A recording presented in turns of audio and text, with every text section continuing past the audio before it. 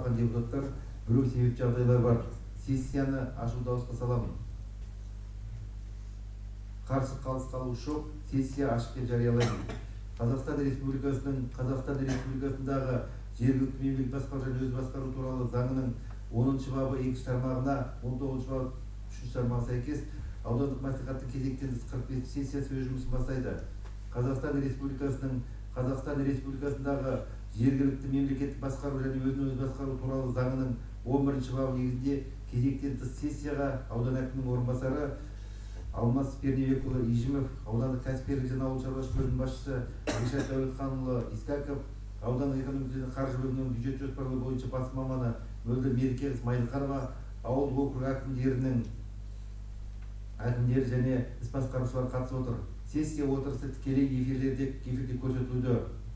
Құрметті депутаттар, аудандық мәслихаттың бекітілген жұмыс жоспарына сәйкес сессияның күн тәртібіне енгізілген мәселелер тұрақты комиссия отырысында қаралып, талқыланып, кезектен тыс сессияға шығаруға мақұлданды.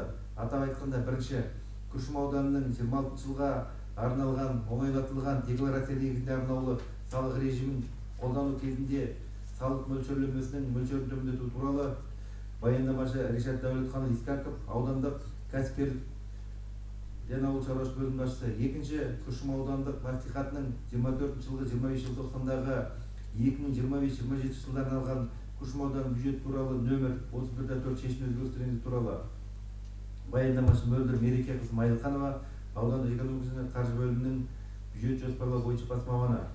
Күн тәртібін бекіту дауысқа саламын. Кім қолдайды? Қарсы қалыс қалу жоқ, күн тәртібі бекітілді. Құрметті депутаттар, сессияны жүргізу регламентін бекітуіміз қажет.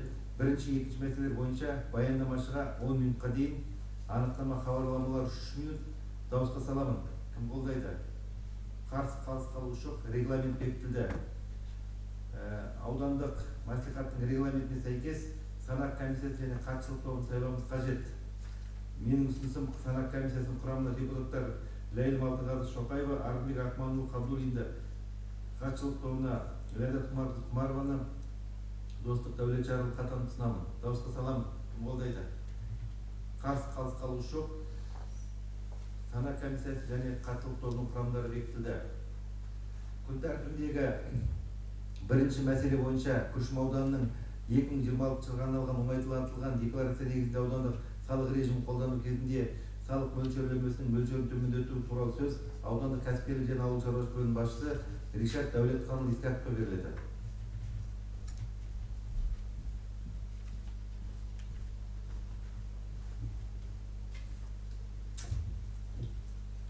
Күршім ауданы 2026 жылға арналған оңайлатылған декларация негізінде арнаулы салық режимін қолдану кезінде салық мөлшерлемесінің мөлшерін төмендету туралы.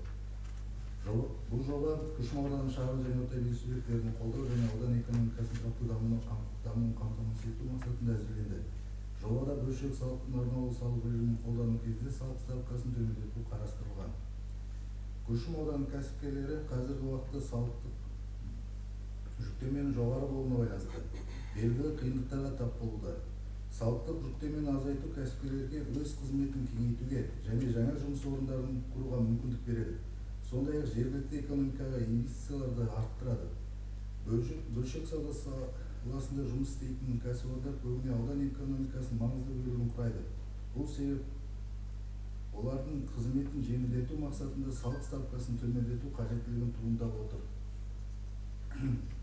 Жобаға сәйкес оңайлатылған декларация негізінде арнаулы салық режимін қолдану кезінде салық мөлшерлемесін 2%-ға дейін төмендетіледі.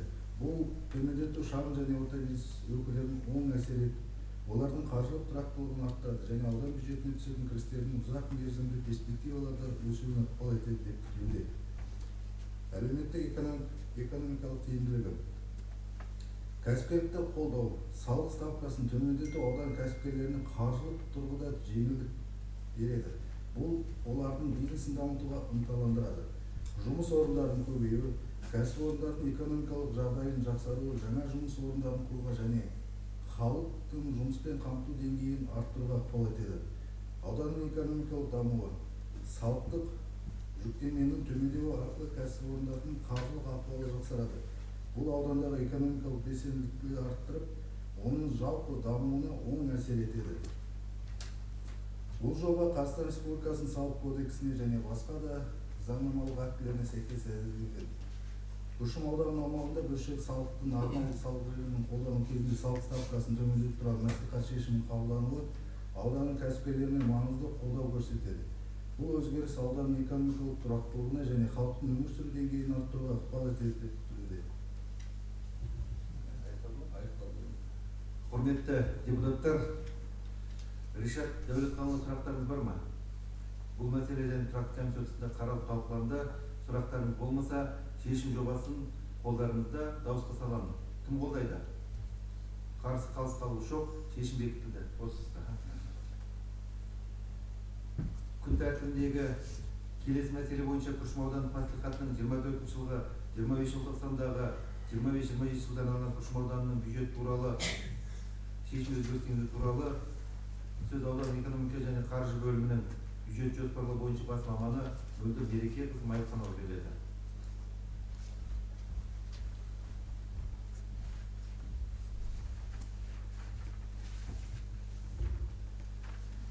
Құрметті Алмас Пернебекұлы, Қайрат Тоқанұлы, құрметті депутаттар және мәслихат сессиясына қатысушылар. Күршім ауданының 2025-2027 жылдарға арналған бюджетін нақтылауға 2025 жылдың 18 қарашада өткен облыстық бюджеттің нақтылануы негіз болып отыр. Бюджеттің кіріс бөлігі 50 миллион теңгеге ұлғайтылып, облыстық бюджетке қайтарылды. Республикалық бюджет қаражат есебінен төмендеген трансфер қысқартылды. Атаулы әлеуметтік көмек төлеуден 60 миллион теңге.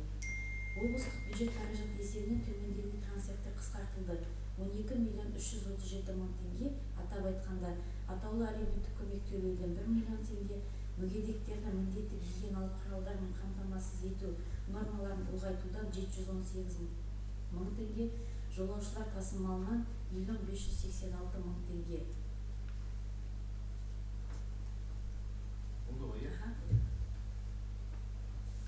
Құрметті депутаттар, Мөлдір Берекетовтың сұрақтарыңыз бар ма? Бұл мәселе және тұрақты комитетінде қаралып талқыланды. Сұрақтарыңыз болмаса, шешім жобасы қолдарыңызда. Шешім жобасын бекіту дауысқа саламын. Кім қолдайды?